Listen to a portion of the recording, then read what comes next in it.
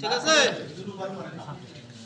আর এই যে এইটা হলো আর্থিং এর বাসবার, এইটাতে কোনো ইনসুলেটর নাই, ডাইরেক্ট নাটের মাধ্যমে একদম ডাইরেক্ট বডির সাথে লাগানো হয়েছে। কেন? এইটা মেটাল বডি, যন্ত্রপাতি ধাতব বডিকে বা ধাতব বডি হতে অনাকাঙ্ক্ষিত লিকেজ কারেন্ট পৃথিবীর কেন্দ্রে পাঠানোর জন্য আর্থিং, এই যে তার, এই তারটা ডাইরেক্ট মাটিতে চলে যাবে আর্থিং, আর্থ ইলেকট্রোডে, যেটা রড পুঁতবো আমরা বা বোর্ডিং করে নামাই দেব, সেইটার সাথে এটা সংযুক্ত হবে আর্থিং কেবল। আর এখান থেকে আমার আচ্ছা, এমসিসিবি হচ্ছে 3 ফেজ লাইনে ব্যবহার হয়, আর MCB single phase, single pole, double pole, triple pole হয়। অর্থাৎ একটা তার ঢুকানো যাবে সে সিস্টেমও আছে, দুইটা তার ঢুকানো যাবে সিস্টেমে, আবার 3টে তারও ঢুকানো যাবে। ভালো প্রোটেকশনের জন্য এমসিসিবি ব্যবহার হয়। তারপরে মোটরের প্রোটেকশনের জন্য এমসিসিবি ব্যবহার হয়, এমসিবির চেয়ে ভালো প্রোটেকশন দেয়। এই জিনিসটা আপনার এখানে লেখা 50 এম্পিয়ার, আর ওই সার্কিট ব্রেকারে লেখা ছিল কি C10, C20, C32, C16, ওটার কারেন্ট এম্পিয়ার বোঝাইছে। আর এটাতে ডাইরেক্ট এখানে দেখেন 50 এম্পিয়ার লেখাই আছে। এইটা ব্যবহার করার কারণ হচ্ছে এটা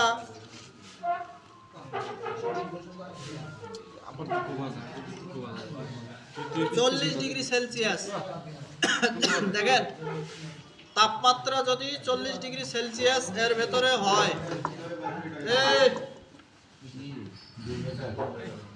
এখানে এইটার ভিতর দিয়ে যখন বিদ্যুৎ প্রবাহ হচ্ছে, বুঝেন, আমরা যখন এটা চালু করি, তা আমার এখান থেকে এই পাশ দিয়ে আমার মেইন লাইন ইন হয়েছে, এই পাশে আউট হয়ে বাসবারে আসছে, এখান থেকে আমার প্রত্যেক রুমে রুমে বা প্রত্যেক লোডে গেছে, তাই না?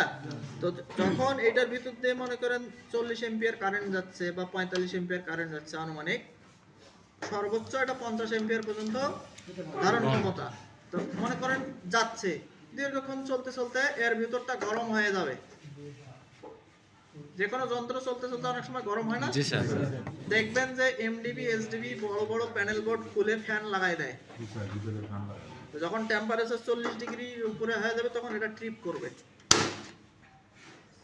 পড়ে যাবে, অটোমেটিক পড়ে যাবে, এ চালু হবে না। সেজন্য তাপমাত্রার ক্ষেত্রে এটা ভালো প্রোটেকশন দেয়। আর এটা একবার পড়ে গেলে আর উঠবে না, যতক্ষণ পর্যন্ত এর ঠান্ডা হয়নি ততক্ষণ পর্যন্ত আপনি সাথে সাথে তুলতে পারবেন না, আপনি চাইলেও উঠবে না, ঠেলে দিলেও উঠবে না, বুঝতে পারছেন? এই জন্য এটার দামও বেশি এবং ভালো প্রোটেকশন দেয়। আর এটা ভালো আছে কিনা চেক করার জন্য এখানে যে একটা লাল বাটন আছে, এটা চালু করার পরে আপনি নিচের দিকে ফেলাইতে পারবেন না, দেখেন পড়তেছে না, একে ফেলাইতে গেলে ট্রিপ করাইতে হবে, এই লাল বাটনে চাপ দিলেই ট্রিপ হয়ে যাবে।